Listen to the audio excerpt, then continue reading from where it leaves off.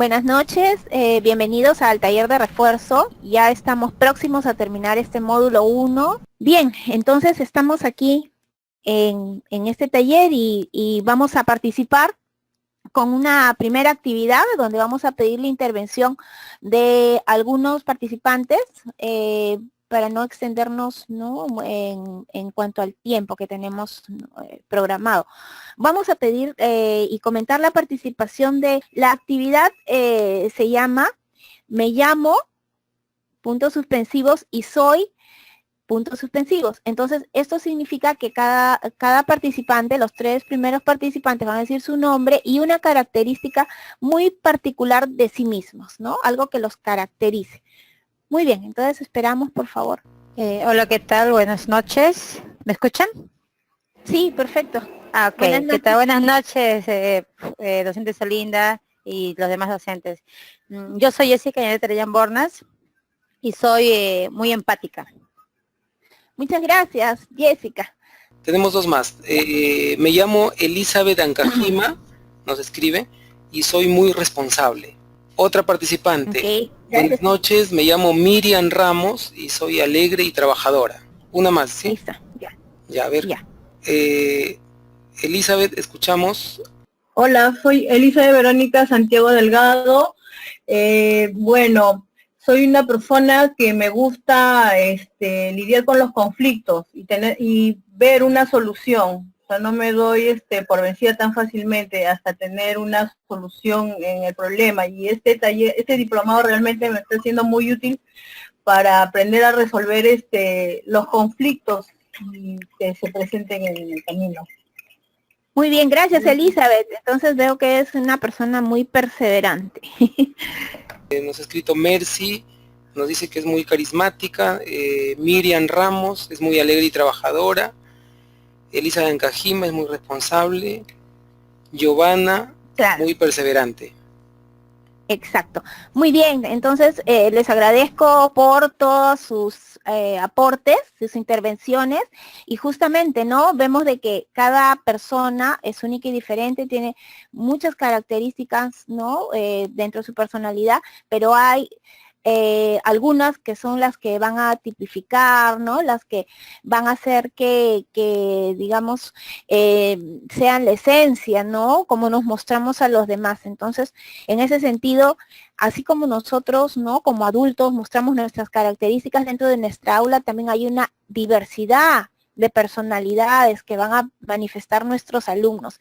Y por tanto, como hay una diversidad de personalidades, no todas siempre van a coincidir, ¿no? Y es ahí justamente como la última participante, Elizabeth, decía que le gusta lidiar con los conflictos. Entonces, como docentes vamos a tratar de poner en acción, ¿no?, justamente todas estas, digamos, técnicas, alcances que podamos conocer a través de estos módulos que vamos a tener durante este tiempo, durante estos meses, para poder manejar las relaciones entre nuestros alumnos en el aula, ¿no? Hacer de que nuestras aulas sean un ambiente, digamos, de no solo de crecimiento en la parte, digamos, de desarrollar con ellos habilidades cognitivas, sino también emocionales, porque la escuela es parte de la sociedad. Ellos están, digamos, interactuando, aprendiendo a socializarse, y ellos se socializan. Su pequeña sociedad va a ser en la escuela, en el aula, con sus compañeros, donde van a aprender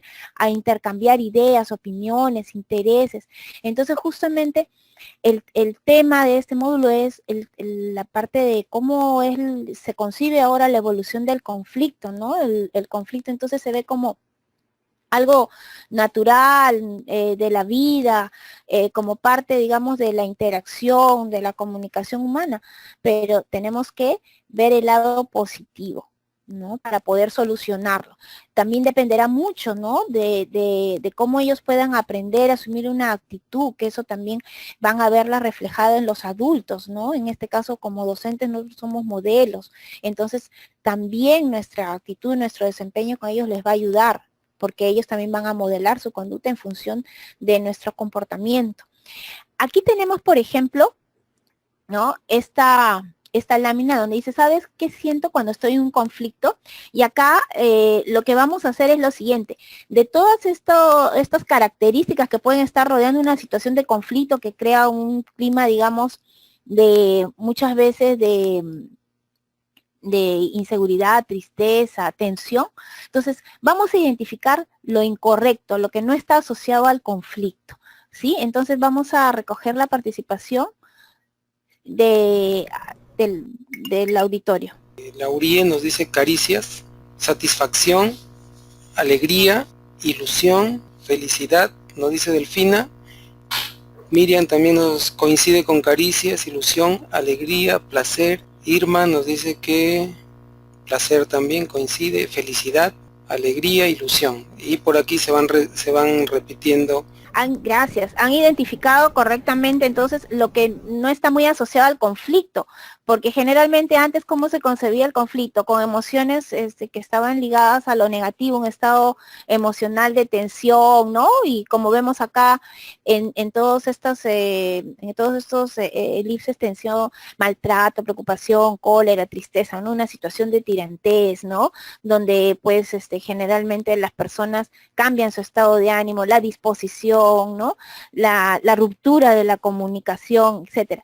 Pero justamente, ¿no? Ya hemos visto y han leído ustedes también que hoy en día podemos concebir el conflicto como una situación de crecimiento, de oportunidad de aprendizaje, ¿no? De aprender a convivir de manera saludable, ¿no? Entonces, en este caso, vamos a promover, ¿no? La solución adecuada, armoniosa, de los conflictos, ¿no? Porque los conflictos en todo momento, ¿no? Donde existan dos o más personas, no siempre van a estar, digamos, de acuerdo en todo. Entonces, ahí es que surge una desavenencia, ¿no? Entonces, ante esa crisis debemos de reflexionar y poner en acción y buscar, ¿no? La mejor salida, la mejor solución. A veces los mismos alumnos pueden encontrar la salida a esas situaciones que se presentan, ¿no? Digamos, en sus relaciones interpersonales. A veces es necesario que intervenga, ¿no? El profesor, que en ese momento esté en clase, o el tutor. Hay momentos en los cuales, claro, hay que, digamos, mediar la situación y aplicar, digamos, otras estrategias para solucionarlo. Pero es una situación de aprendizaje, de apertura, de oportunidad, de experiencia, ¿no?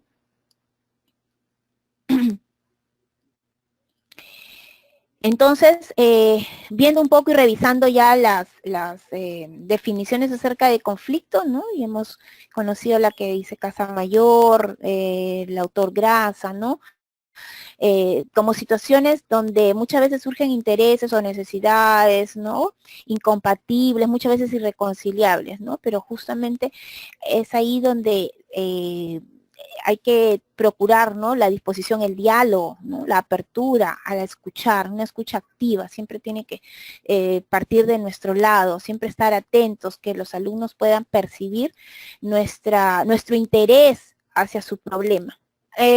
También hemos revisado durante este módulo algunos conceptos básicos, ¿no? Sobre la violencia, ¿no? Que entendemos por violencia como una situación que generalmente tiende a causar daño tanto físico como psicológico. ¿Qué diferencia hay entre la agresividad y la conducta agresiva, ¿no? La agresividad, que se refiere más que no viene a ser lo mismo, pero mientras que la agresividad se refiere a esa intensidad, ¿no? A ese impulso, ¿no? Con que tiene nuestra conducta para actuar, tendemos, digamos, todos tenemos ese impulso y tiende hacia la supervivencia, ¿verdad? Mientras que la conducta agresiva viene a ser la respuesta en sí, lo que se hace manifiesto, ¿ok? En este caso se refiere pues más que todo a esa conducta que es fácilmente observable, y esa conducta agresiva, ojo, puede presentarse de dos formas, de manera activa y pasiva, ¿no? Puedo ser, por ejemplo, o sea, agresivo de manera activa si, por ejemplo, rompo, malogro de repente, ¿no? El trabajo de un compañero, ¿no? Entonces hay una acción, pero de manera pasiva puede ser la indiferencia, si alguien me habla no le contesto, ¿no? Entonces puedo mostrar, pues, ¿no? Hacer el hielo, por ejemplo, ¿no? A una persona. De esa manera, de repente, es también una forma de agresión, ¿no? La agresión pasiva. También hay otro concepto ligado justamente a estos temas de conflicto, ¿no? Que se refiere al bullying, que al bullying pues como un sinónimo de abuso del poder, ¿no? Acoso, violencia, intimidación. También hemos visto, ¿no? En este módulo los tipos de conflicto planteados por Viñas, pues que él clasifica en 4, digamos, categorías los tipos de conflicto, ¿no? El poder, que tiene que ver con las normas, ¿no? Que van a desarrollarse dentro de la institución educativa. Los problemas interpersonales, ¿no? Que ocurren no solo a nivel educativo, sino en toda la sociedad. Va a haber siempre diferencias, ¿no? De opinión o de gustos, intereses, de relación, ¿no? Generalmente entre compañeros o en la relación de profesor-alumno, ¿no? O en las relaciones de repente digamos, de las autoridades, profesor o de alumno-alumno, ¿no? Problemas de, digamos, conflictos de relación y también conflictos de rendimiento, ¿no? También podemos encontrar, ¿no? Cuando los alumnos, por ejemplo, no, digamos, alcanzan los objetivos propuestos, entonces pueden desarrollar problemas que pueden tener como consecuencia problemas intrapersonales, ¿no?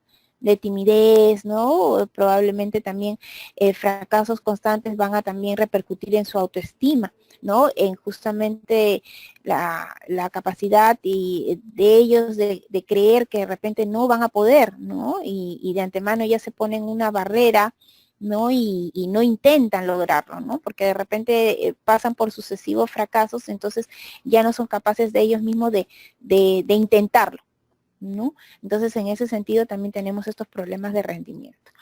Después tenemos la otra clasificación, pues, que plantea Bourget, que son de disciplina, ¿no? Con conductas, por ejemplo, de burla, menosprecio, poner apodos, etcétera, ¿no? Y también pueden presentarse ya conductas, digamos, de mayor intensidad, que son conductas violentas, delictivas. Después las relacionadas con la adaptación a las diferencias individuales, donde hay, digamos, poca comunicación, ¿no? Donde hay falta de motivación también de parte de los docentes, ¿no? Muchas veces nos rendimos ante de repente un alumno que muestra, digamos, poco interés hacia el estudio, entonces a veces como que lo abandonamos un poco, ¿no? Y más bien justamente a ese alumno que está desmotivado, lo podemos rescatar, ¿no? Podemos hacer que justamente cambie esa actitud, mejore y de esa manera, ¿no? Probablemente esa falta de motivación hacia el estudio, esa falta de interés hacia el estudio puede estar manifestando que detrás de ello hay otro problema mayor, que nosotros como docentes, que pasamos tantas horas en aula con ellos, podemos descubrir un problema familiar, algo que en realidad vendría a ser la causa, y se está generando, digamos, este comportamiento a través de esa falta de interés hacia el estudio, pero en realidad la causa sería otra. Y eso es muy importante detectarlo, y muchas veces los docentes son los primeros en detectarlo porque la conducta del alumno ha cambiado. Entonces, los primeros en detectar somos los docentes, y de ahí conversar con ellos, pero ver hasta dónde podemos ayudarlos y también ser capaces de en ese momento también derivarlos de manera oportuna, ¿no? al especialista, al psicólogo, a la psicóloga del colegio, ¿no? Para que puedan intervenir o conversar también con el padre de familia, ¿no? Ponerle al tanto de lo que está pasando lo más pronto posible. Relacionados con la evaluación, que también está, digamos, relacionados con la dificultad para continuar el nivel de rendimiento. Muchas veces también nosotros, como estamos, digamos, presionados un poco contra el tiempo para tener que desarrollar los contenidos, y muchas veces vemos de que nuestros alumnos no avanzan, pero nosotros tenemos que cumplir, ¿no? De repente con la programación. Entonces ahí dejamos a un grupo probablemente, ¿no? Sin que lo querramos de manera intencional, pero a veces no llegan todos a cumplir con los objetivos. Entonces ahí también tendríamos un problema que entra en esta categoría de relacionados con la evaluación. Otro aspecto que se ha revisado es el tema del conflicto y la violencia, ¿no? Y yo creo que esto ha quedado ya claro, porque conflicto no es lo mismo que violencia, ¿verdad?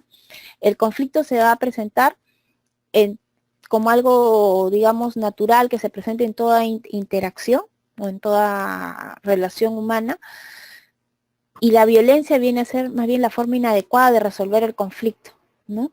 Entonces muchas veces el conflicto no siempre entraña situaciones de violencia, ¿sí?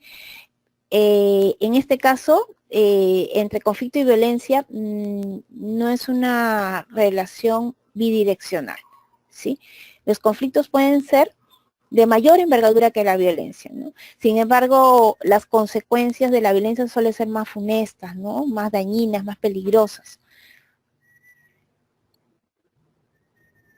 También otro aspecto que hemos visto en este módulo es acerca de los mitos, ¿no? Sobre los conflictos en el aula. Entonces aquí se han planteado tres tipos de mitos, ¿no? Uno que nos dice que la violencia en los centros de enseñanza es una novedad propia de los tiempos que vivimos, ¿no? Y esto, bueno, obviamente no es así, porque siempre ha existido. Lo que pasa es que antes probablemente o bien se usaban algunos métodos, ¿no? Un tanto represivos, o no se hablaba de ellos, o no había, digamos, el tipo de comunicación que hay ahora. Ahora todo es inmediato, todo es virtual, ¿no? Se recogen videos, se toman fotos, se llega a los medios, ¿no? De comunicación de manera mucho más rápida, ¿no? Otro mito es acerca de la violencia, que la violencia afecta solo a casos aislados que repercuten en una minoría de alumnos y profesores, ¿no? Entonces eso tampoco no es tan cierto, porque sí afecta a una gran población. Y no solamente, digamos, esta situación es de un determinado sector, digamos, ¿no? O población estudiantil, sino que se presenta en los diferentes sectores, ¿no? ¿Sí? Tanto de escasos recursos como de colegios de educación media, ¿no? En clase media o inclusive también alta. O sea, sí hay casos de violencia en todo nivel. Y por otro lado, la violencia en los centros es la amenaza más grande que tiene nuestro sistema educativo, ¿no? Entonces, obviamente, así como hay de violencia, también hay problemas, digamos, de violencia familiar, la violencia misma que se vive en la sociedad. Entonces, la violencia, pues en realidad es una amenaza, ¿no? De la sociedad en general y que justamente también está, digamos, ingresando cada vez más a las aulas, ¿no? Y eso es lo que debemos de prevenir y proteger por justamente la salud emocional de nuestros educandos, porque si esto ocurre, entonces obviamente eso, digamos, un inadecuado clima emocional dentro del aula, obviamente va a desfavorecer el proceso de enseñanza-aprendizaje, ¿no?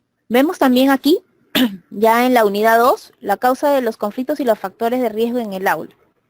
Entonces, en ese sentido, aquí vemos de que se consideran, ¿no? Como aspectos sociales y culturales del individuo en el ambiente escolar. Entonces, lo que puede ocurrir, ¿no? Situaciones de maltrato físico, de maltrato verbal, maltrato mixto, exclusión social o acoso sexual, ¿no? O casos también de ciberbullying también que se están presentando con mucha frecuencia ya últimamente. También vemos, ¿no? Que según estos autores que ustedes han revisado, han comentado, y también, bueno, han desarrollado en sus trabajos, ¿no? de práctica, en sus trabajos de las actividades que han desarrollado en este módulo, bueno, serían considerados, según Gerard y Koch, ¿no? Las creencias y valores, ¿sí? Se refiere, pues, en ese sentido a cuando los principios de vida son rechazados o vulnerados por otra persona o grupo en conflicto. Las necesidades de intereses, ¿sí? Acá, bueno, se intenta frustrar las necesidades o intereses de la persona o del grupo que está involucrado, la percepción de los hechos, ¿no? Y acá se refiere a la interpretación que cada uno hace del problema, ¿no? Desde su punto de vista, desde su experiencia, desde su cultura, su educación, etc. Después tenemos a las relaciones interpersonales. Acá esto se refiere a qué? A que justamente la comunicación no es efectiva, ¿no? Es nula o escasa. Entonces aquí las personas se van a percibir como enemigas, ¿no? O sea, no hay interacción, no hay contacto. Y no hay una buena actitud, o sea, se rompe el diálogo, ¿no? La estructura, también acá vemos otra fuente de conflicto, que es la estructura y el sistema organizacional en ese sentido, cuando se promueve la asimetría de poder, cuando hay desigualdad, ¿no? Exclusión, inequidad, ¿sí? en los recursos escasos, sí, ahí ya sería, sí, que hay una disconformidad en cuanto a la distribución de los recursos, sobre quién recibe u obtiene un beneficio, ¿no? ¿Sí? Entonces, aquí también sería otro motivo, ¿no? De fuente de conflicto. Entonces, acá estamos viendo toda esta variedad de fuentes de conflicto, pues, planteados por estos autores, ¿no? Y que se dan justamente en, digamos, en lo que vemos en las escuelas en algún momento, ¿no? Se nos plantea. Todos estos conflictos, si no se solucionan adecuadamente, ¿a qué nos pueden llevar? A problemas en la socialización, ¿ok? Vemos acá, por ejemplo, niños aislados, niños tímidos, absentismo escolar también puede ocurrir, ¿no? Un niño que no se siente acogido, no se siente bien, que se siente rechazado, maltratado o de repente desorientado en la parte académica que no entiende, entonces obviamente ya no está, digamos, con el ánimo, ¿no? De volver al aula. Entonces puede generar un problema de socialización, dificultades afectivas también, ¿no? Ya sea que los niños son muy poco comunicativos, poco expresivos, tímidos, ¿no? O lo contrario, ¿no? Nos vemos con niños más bien violentos, ¿no? Niños que causan malestar, problemas dentro de la clase, ¿no? Porque tienen ese tipo de conducta pues, para llamar nuestra atención, ¿no? De alguna manera, ya sea con el profesor, ya sea con los mismos compañeros o con el mobiliario del aula, ¿no? Entonces puede generar dificultades afectivas.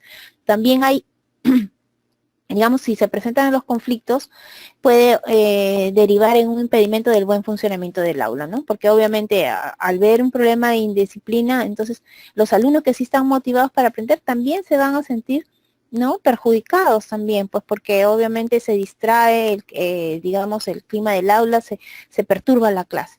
Y esto generalmente pues va a devenir ya en problemas de convivencia, ¿no? En el aula. Ahora, en cuanto a las técnicas que se pueden usar para resolver estos problemas, en primer lugar es fomentar el diálogo. Definitivamente, ¿no? En todo momento, nuestra capacidad siempre de conversar, de aconsejar, sabemos de que la actividad, digamos, del docente, ¿no? Es, digamos, también una actividad tutorial, ¿no? O sea, es inherente, nuestra labor tutorial es inherente a nuestra labor docente. Entonces, vamos a siempre aconsejar a nuestros alumnos. También hacerles ver también, ¿no? Su conducta, cuando están, digamos, actuando bien, haciéndole ver también las partes negativas de su conducta, pues sin criticarlos, sí, sin juzgarlos, pero sí, de repente probablemente también haciendo, digamos, algunos talleres en sesiones de tutoría, cuando somos tutoras, ¿no? Para hacer representaciones de una situación, ¿no? Y que ellos puedan ver reflejado en esa situación, ¿no? Lo que ellos están viviendo, o las conductas o las respuestas, las actitudes que cada uno tiene en ese momento, ¿no?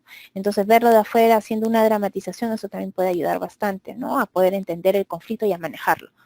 Entonces, también debemos de tomar en cuenta la gestión democrática del aula, ¿no? Escuchar a todos, escuchar a las partes en conflicto, la educación en valores que debe ser permanente, no solamente motivo de repente, ¿no? Del programa que podamos seguir en nuestra institución, referido al tema de valores, sino permanentemente, en cada momento, ¿no? En cada actividad o cada clase, ¿no? Entrar a tallar con el tema de los valores. Propiciar el aprendizaje cooperativo, ¿no?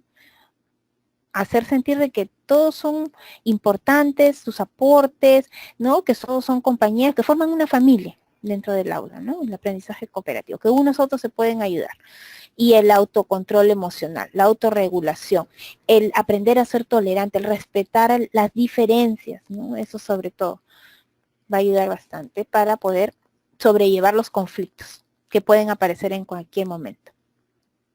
Ahora, otros dentro de los factores de riesgo, mejor dicho, del agresor y de la víctima, ¿no? Existen una serie de factores de riesgo que pueden ser personales, familiares, escolares, culturales, etcétera. Entonces, pueden provocar que se pueda desencadenar una situación conflictiva, ¿no? Entonces, que de no prevenirse ya puede, digamos, desencadenarse en episodios de mayor intensidad, ¿no? O devenirse en una escalada de violencia escolar o, digamos, ya viéndolo desde otra perspectiva y en casos de bullying, ¿no? De acoso escolar, que ya digamos, estaríamos hablando de temas mayores.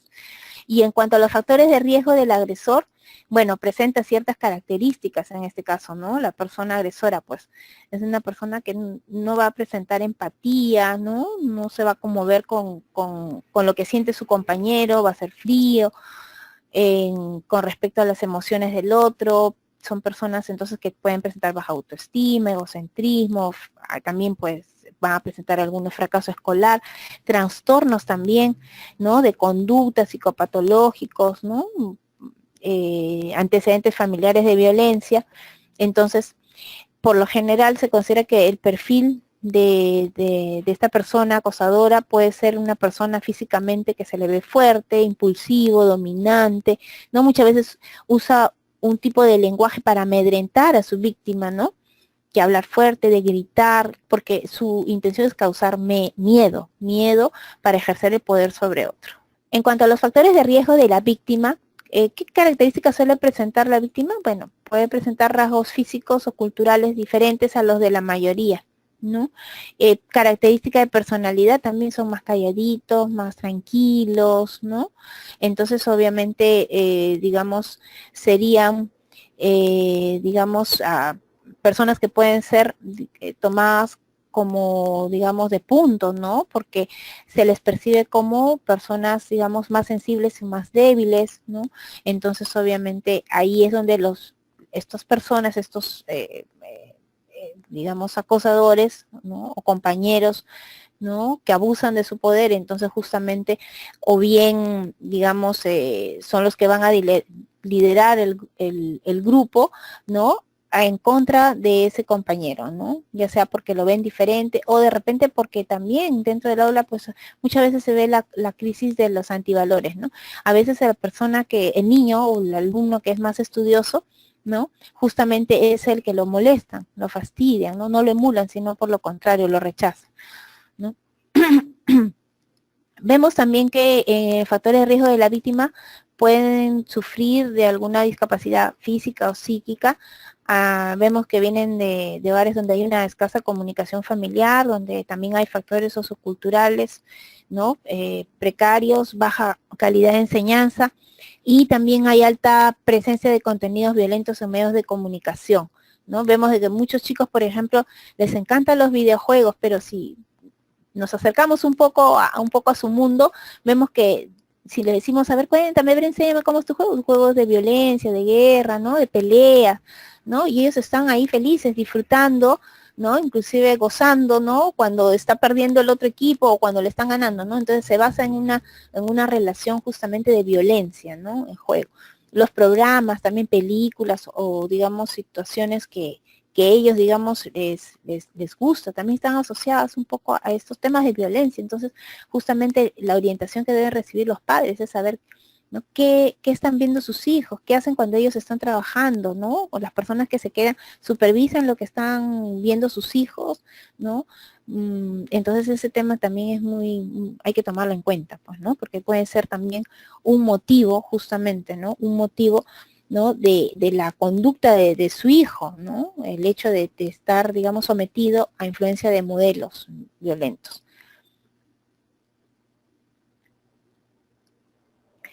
Acá vemos un caso, el caso que les planteo, a ver si lo pueden leer y luego nos pueden hacer algunos comentarios, ¿no? Bueno, vamos a recoger el comentario de alguno de los participantes, a ver aquí cómo es que se ha planteado, qué tipo de conflicto es y qué ha sucedido, ¿no? ¿Cuál es su percepción acerca del caso? Acá nos pueden escribir algún comentario o tal vez puedan usar el micrófono. Bien, ya tenemos entonces la primera persona que ha levantado la mano, Elizabeth Santiago. Ya, yo acá lo que veo es bueno, un conflicto que es de la falta de educación en valores, porque ellos se habían comprometido a adquirir los libros para la biblioteca, pero de pronto ven que hay que hacer, ¿no?, una serie de procedimientos, pasos y no lo hacen, ¿no? Entonces por eso que están pues engañados, ¿no? Todos los que han votado por ellos. Entonces lo que le ha faltado es la técnica para poder resolver, ¿no?, su plan de trabajo. Ya, perfecto. A ver, ¿qué opina otro participante? Laurie Atencio nos dice que la causa sería por necesidad e intereses. ¿Alguien más ha levantado la mano? Jessica, adelante. ¿Qué tal? Buenas noches. Yo creo que aquí había un conflicto en este caso, un tema en el cual ellos no han podido, ha habido diferentes interpretaciones. Ajá. ¿No? Cada uno lo ha interpretado de diferente manera y creo que en ese momento no hubo una especificación, porque en este caso sí se va a cumplir, pero lamentablemente no se especificó claramente en qué momento se iba a realizar, ¿no? Por lo tanto yo creo que hay un tema de diferentes interpretaciones. Bien, y acá tenemos dos más, un par de comentarios más, Celinda. Perfecto. Norman nos dice, Norma Arnau, a mi parecer Pablo desea dejar los libros como culminación de su gestión, quizá para su realce el realce de su gestión. Quizá no explicó cómo iba a ejecutar el plan. Miriam Ramos nos comenta, buenas noches, tiende a ser un conflicto y quizás sucedió por mala interpretación. Zuli Dávila nos dice que faltó comunicación, faltó una buena comunicación. Y Mercy Pérez nos indica que falta de comprensión por parte de sus compañeros. Han coincidido entonces varios participantes. Sí, fíjense, esa es una situación que también puede ocurrir, ¿no? En nuestras aulas. Entonces, como bien dijeron, ¿no? Los participantes, es una falta de comunicación, ¿no? También puede ser una falta de experiencia, ¿no? En todo lo que se refiere a los trámites de gestión, porque la intención fue buena, ¿no? Y por otro lado, la otra parte, ¿no? De los compañeros, ¿no? En este caso, como dijo una participante, la comprensión, ¿no? Un poco la tolerancia, ¿no? El hecho de, digamos, no rápidamente interpretar, ¿no? Y juzgar la actitud, digamos, del alcalde escolar y sus regidores. La intención fue buena, ¿no? O sea, en el camino, el proceso es lo que falló, pero de hecho que ellos quieren cumplir, digamos, con algo que han prometido. Pero muchas veces somos poco tolerantes, ¿no? Tendemos a jugar rápido, ¿no? Rápido, impulsivamente a reaccionar. Entonces, justamente el conflicto tiende a ser, como habíamos dicho, una oportunidad de aprendizaje, podemos desarrollar la tolerancia, el respeto hacia los otros. Hay que aprender a escuchar también, ¿no? Cuáles son las razones de la otra parte, ¿no? Para justamente que no se creen malos entendidos, ¿no? Ni falsas interpretaciones. Muy bien, los felicito a todos. Entonces, pues, hemos podido, digamos, interpretar este caso, ¿no? Y ver cómo es que se daba el conflicto y de qué manera se puede, digamos, solucionar, ¿no? Esta situación que puede ocurrir. Bueno, y aquí, en este cuadrito final, ya que es el resumen, podemos ver el conflicto, ¿no? De una percepción negativa que va a generar un clima, digamos, de deterioro, digamos, de nuestro clima del aula, la pérdida de la motivación. Muchas veces se pueden tomar decisiones de poca calidad, ¿no? Si tenemos una percepción negativa del conflicto. Y justamente la pérdida de energía, justamente vamos a perder energía en el logro de los objetivos, más bien, ¿no? Si estamos, digamos, juzgando o de repente poniéndole, digamos, una mala actitud, un desánimo, vamos a gastar nuestra energía. Más bien, tampoco podemos imponer nuestras decisiones, sino más bien hay que entablar el diálogo, la apertura, el consenso, ¿no? La percepción positiva es que podemos aprender a tomar decisiones, a tomar mejores decisiones, podemos aprender a estimular nuestro pensamiento reflexivo, también creativo, divergente, ¿no? Porque podemos encontrar diversas alternativas para solucionar el problema, ¿sí? Podemos desarrollar, digamos, mejor nuestras habilidades de creatividad, podemos conocernos mejor a nosotros mismos, podemos entablar mejores relaciones y fortalecer esas relaciones interpersonales bueno, en este caso de los alumnos, ¿no? Con sus compañeros. Puede incrementar su motivación para aprender. Y finalmente el conflicto se tiene que entender, digamos, como un escenario de aprendizaje, de elaboración de un plan de convivencia para que mejore la comunicación, el respeto a la norma, ¿no? Y obviamente hay que desarrollar todo, digamos, una secuencia de temas transversales que tiene que ver con la cultura de paz, el respeto al medio ambiente, los derechos humanos, campañas de antiviolencia escolar que se tienen que dar, ¿no? Muy bien. Y antes de terminar, quería referirme a las actividades que ustedes han desarrollado en este primer módulo, ¿no?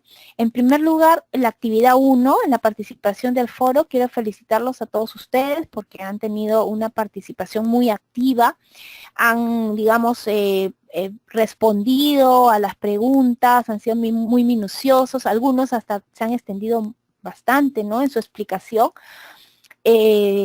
A todos les he hecho su comentario, algunos me han replicado, me ha dado mucho gusto también las intervenciones que han hecho hacia sus compañeros, algunos más de una vez, ¿no? Solamente era necesario participar con una, pero en ese sentido me ha quedado muy, digamos, satisfecha con las participaciones de ustedes porque entre ustedes han apoyado, han aconsejado a sus compañeros también, ¿no? En torno a sus opiniones, han aportado, ¿no? Y eso me da mucho gusto con respecto a esta primera actividad de que vimos el video sobre convivencia escolar, ¿no? Han analizado la actitud del profesor, del alumno, o sea, este conflicto que se generó no solamente tenía que ver con el grupo de alumnos, ¿no? Del grupo de alumnos con respecto a su compañera, sino también tenía que ver mucho la actitud del profesor, cómo asumía, ¿no? Qué tipo de liderazgo tenía ese profesor, qué le faltaba al profesor, y ustedes lo han comentado muy bien en el foro, ¿no?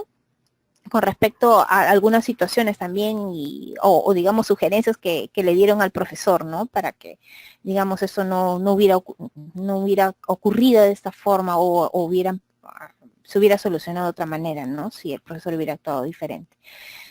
Después en la actividad 2, esquematizo mis conocimientos. También me he quedado gratamente sorprendida, muy satisfecha con los trabajos, ¿no? Algunos son muy creativos, ¿no?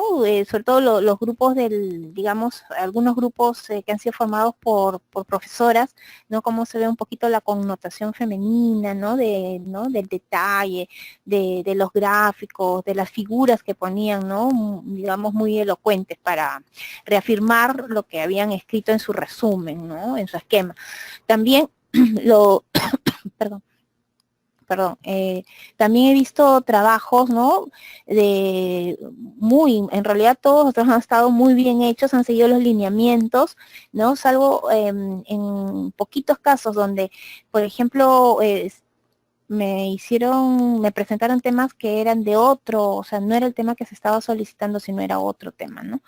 Ahora, me encantó el hecho de que ustedes puedan presentar, por ejemplo, diferentes organizadores de la información, mapas mentales, cuadros sinópticos, los mapas conceptuales, ¿no? Entonces, me pareció, o sea, de verdad, bastante, digamos, gráfico, digamos, resume la esencia del tema, ¿no? Que justamente era resumir la segunda parte, la unidad 2, la causa de los conflictos y los factores de riesgo en el aula, ¿no? Entonces, los felicito a todos.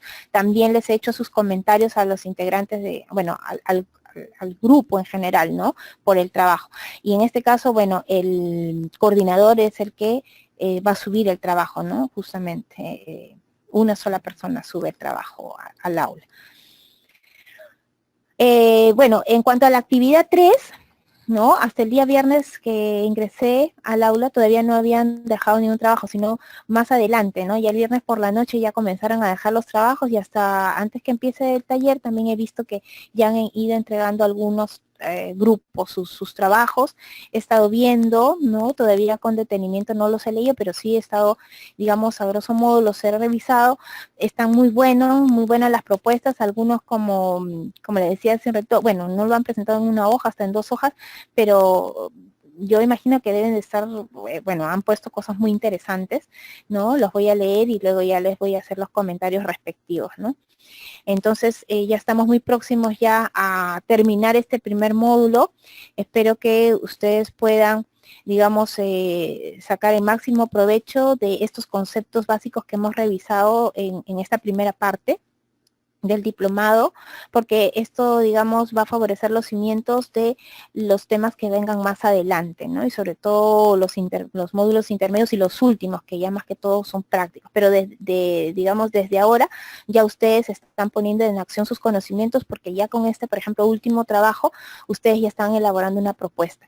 Aparte, las lecturas también que se les ha enviado, por ejemplo, hay una de esas lecturas se refiere a un plan de convivencia en el aula, ¿no? Entonces son ideas, son aportes aportes que ustedes podrían volcarlos en sus instituciones educativas también, ¿no? Para después ver de repente qué efectos o qué, digamos, logros, ¿no? Se pueden alcanzar si se ponen en práctica poquito a poquito, ¿no? Son como pequeñas experiencias de laboratorio que se pueden llevar a cabo para ver qué cambios se pueden generar en nuestras aulas para que nuestros alumnos sean los más beneficiados y así mejorar la convivencia en el aula, ¿no? Bueno, quiero despedirme deseándoles a todos éxitos en este primer módulo.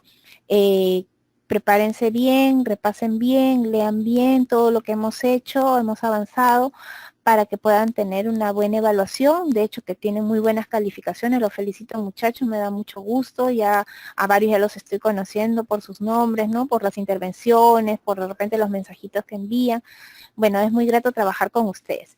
Y para terminar y despedirnos, bueno, les dejo con esta frase, ¿no? Que dice, respeta a los demás y obtendrás respeto, ¿no? Es una frase anónima. Muy bien, muchas gracias por su asistencia. Muy buenas noches. Tengan todos ustedes. Sí, Celinda. Antes de cerrar el taller de hoy día, quería también de repente invitarlos a si hay algunas preguntas finales para que puedas responder, y mientras están planteando sus preguntas, recordarles que esta semana están abiertas las 3 actividades. En realidad ya han estado abiertas ya desde el inicio, para aquellos docentes que aún no envían las tareas, ¿sí? Son pocos, en realidad son muy pocos, pero tienen que hacerlo en esta semana. Hasta el 7 van a estar abiertas las actividades. Bien, hay unas preguntas, Celinda. La primera es de Lauría Tencio. Nos pregunta, ¿cómo podría ayudar? ¿Qué estrategias podrías tú recomendarle para ayudar a un adolescente justamente que es agresivo pasivo? Bueno, en este caso puede la profesora primero conversar con él, ¿no? O sea, ver cuáles son sus motivaciones, un poco conocer cómo es su manera de pensar, ¿no? Del alumno. Muchas veces es una respuesta, es como una respuesta de defensa también, ¿no? Porque teme de repente a ser criticado, herido. Probablemente también habría que entender un poco cómo es la dinámica familiar. Probablemente también ese es de repente el estilo de comunicación que puede estarse desarrollando en su hogar, ¿no? Entonces, no solamente podemos prestar atención a lo que está ocurriendo en el aula, sino lo que hay detrás también, ¿no? Entonces, ustedes saben que cada uno de nosotros tiene una historia, detrás de nosotros está nuestra familia, ¿no? Las personas con las que vivimos, cómo nos relacionamos, el contexto social donde también nos desarrollamos. Entonces, eso también es muy importante, ¿no? Conversar con él, pero también conversar con la familia, ¿no? Conocer con la mamá, por ejemplo, ¿no? O el familiar más cercano, para que él nos pueda decir en realidad cómo es en casa, también es así, cómo son en la casa, ¿no? Y más o menos por ahí también poder entrar a tallar. Entonces, de esa forma, nosotros a veces ya hemos visto que uno de los conflictos es justamente por percepción, ¿no? A veces lanzamos un juicio con respecto a algo que estamos viendo, pero en realidad de repente nos podemos equivocar, ¿no? Es mejor tratar de buscar un poco la comprensión en las causas, ¿no? De esa conducta. Otra preguntita de Fernando Cayuapasa. Nos dice, ¿por qué cuando los estudiantes observan a uno de sus compañeros que es agredido, callan y no informan? Esta es una característica, ¿no?, que a veces tienen los jóvenes, los niños, que nadie ha visto nada, nadie... ¿Por qué sucede esto? Ya puede haber muchas causas, ¿no? Por ejemplo, una de ellas es el temor al rechazo, ¿no? El hecho de que de repente la agresión ya no vaya dirigido a ese compañero, sino también pues vaya dirigido a él también, ¿no? Entonces siempre los chicos un poco que actúan en función a lo que dicen los demás, ¿no? A la presión del grupo. Más bien lo que intenta el adolescente es tener ese sentido de pertenencia al grupo y no ser rechazado por el grupo, ¿no? Lo que sí más bien hay que manejar con ellos es el tema de la asertividad, ¿no? El hecho de aprender a defender su opinión, ¿no? A poder expresar cuando está de acuerdo, cuando no, ¿verdad?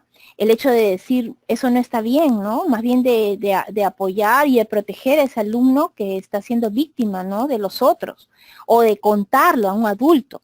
No tiene, no, más bien, por qué quedarse callado, sino más bien, si desarrollemos con nuestros alumnos comportamientos asertivos, eso les va a ayudar mucho a expresarse mejor. Va también un poco a romper esa cadena, ¿no? Que llamamos nosotros la cadena de la violencia, ¿no? Porque de alguna manera, como usted bien dice, profesor Fernando, si se queda callado, bueno, se va a convertir también en cómplice, ¿no? Justamente de esa situación, ¿no? Que se va a convertir en un círculo vicioso, donde todos van a estar involucrados, donde muchas veces llegan a hablar cuando ya, digamos, el tema, digamos, del problema ha avanzado mucho, ¿no? Entonces, más bien, por eso nuestra labor de consejería, ¿no? Siempre del diálogo. Muchas veces los adolescentes piensan, justamente en esta etapa, para quienes enseñan en secundaria, piensan que ellos ya lo saben todo o que nada les va a pasar, ¿no? Son un poco incrédulos en ese sentido. Pero siempre hay que plantearles situaciones, porque de lo que escuchen algo va a quedar, ¿no? Y, y esto tiene que hacerse, digamos, que se haga un efecto multiplicador, el hecho mismo de que si ellos escuchan consejos, ellos de repente en nuestra sesión de tutoría hacemos, digamos, trabajos, ¿no? Dinámicas, ¿no? Actividades lúdicas. Entonces los chicos van a ir, digamos, modelando y cambiando un poco, ¿no? Esta concepción del hecho de estar, digamos, de manera en silencio o no hablar, ¿no? Al contrario. ¿Por qué no hablar? A veces ellos conversan hasta de más, otras cosas, hasta se burlan, promueven el desorden. Entonces también hay que promover y salir en defensa de la persona que está, en este caso del compañero que está desvalido o que están, digamos, abusando de él, ¿no? Emily Altamirano nos pregunta respecto al tema de los factores de conflicto, el contexto, es decir, los aspectos socioculturales, ¿no? Tienen una influencia en las actitudes de los estudiantes. Y como bien se ha mencionado, en los estilos que se manejan en el hogar. Entonces, ¿qué debemos hacer los docentes para ayudar a estos chicos justamente conflictivos? Bueno, lo que yo, digamos, veo en este caso es tratar de incidir mucho en la orientación con las familias, ¿no? Porque en realidad muchas veces hay una frase que la he escuchado mucho y realmente es cierto, ¿no? Que no hay niño problema, sino es el padre, es el problema muchas veces, ¿no? Entonces vemos de que los papás de repente, ¿no? Pueden ser impulsivos, prepotentes, muchas veces gritan a su hijo, vemos a veces que de repente pues lo tratan mal, ¿no? Delante de repente de nosotros, delante de los compañeros. Entonces vemos que el alumno lo que va a hacer es este alumno va a ser el reflejo de lo que él, bueno, está experimentando, lo que él vivencia, ¿no? Porque lo ve como una situación normal. Muchas veces si los padres en casa se comunican gritando, donde todos hablan a la vez, entonces él también va a aprender. Por eso es que en casa, perdón, en el aula, cuando estamos explicando un tema, ni bien tú estás explicando, el alumno ya te está interrumpiendo, ¿no?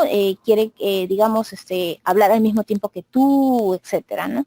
Entonces, ese tema es muy importante, ¿no? Justamente tratar de escucharlo, pero también ponerle disciplina, ponerle límites. Muchas veces lo que no hay, lo que ahora, digamos, se está perdiendo un poco, es el límite, ¿no? Que, digamos, el sentido de autoridad del adulto sobre el niño en este caso, no una autoridad que sea, digamos, de manera vertical, no, sino una autoridad que le ponga límites, le hable con firmeza, ¿no? Le hable, digamos, de manera en la cual el niño pueda reflexionar acerca de su conducta, ¿no? Porque es que se le está, digamos, llamando la atención por algo que ha hecho, no es a él, sino es a la conducta, ¿no? Nosotros no vamos a en ningún momento lanzar ningún calificativo hacia él, para que dañe su autoestima, su personalidad, sino por la conducta que ha emitido, ¿no? Digamos, no has cumplido con tu trabajo, pero tú puedes hacerlo, ¿no? ¿Por qué no? ¿Qué ha pasado? Cuentan, no has entendido, ¿no? Esto, no decirle, bueno, lanzarle un calificativo, mira, ¿no? ¿Qué pasó? No eres un niño inteligente, no tocar ese tema, sino más bien, ¿no? Tratar de impulsarlo, ¿no? Despertar en la curiosidad, la motivación, hacer de que él sienta como un reto esa tarea y que es capaz de hacerlo, ¿no?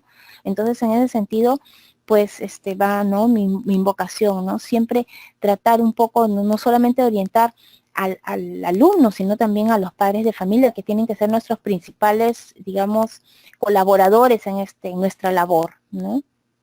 En nuestra labor docente. Tenemos una intervención más de Norma Arnao. Nos dice, ¿cómo puedo hacer con un estudiante que padece el síndrome de Asperger y sus compañeros no pueden tratar sobre el tema de sexualidad, dado que él se horroriza? Esta es una pregunta bien puntual, ¿no? Claro, los niños, en este caso con Asperger, bueno, son, en estos casos hay niños de alto nivel de funcionamiento, son súper sensibles, son niños que son muy pegados también a la letra, entonces tenemos que tener, digamos, mucho tino, mucha cautela para tocar ciertos temas. Tampoco podemos, digamos, presionarlo, obligarlo de repente, en ese momento, de repente de hablar de determinado tema como es el tema de la sexualidad, ¿no? Entonces, probablemente hay que prepararlo a él o a la familia, ¿no? Para introducirlo en ese tema. Probablemente tampoco en casa se haya hablado nada acerca de esto. Hay que ver también de qué manera es que de repente los padres, digamos, con respecto a este tema de la sexualidad, enfocan. A lo mejor lo ven como un tema que no se debe de hablar, ¿no? O como un tema que con las actitudes, ¿no? Nuestras actitudes de adultos o como padres, de repente ya estamos, digamos, formando en el niño ideas, ¿no?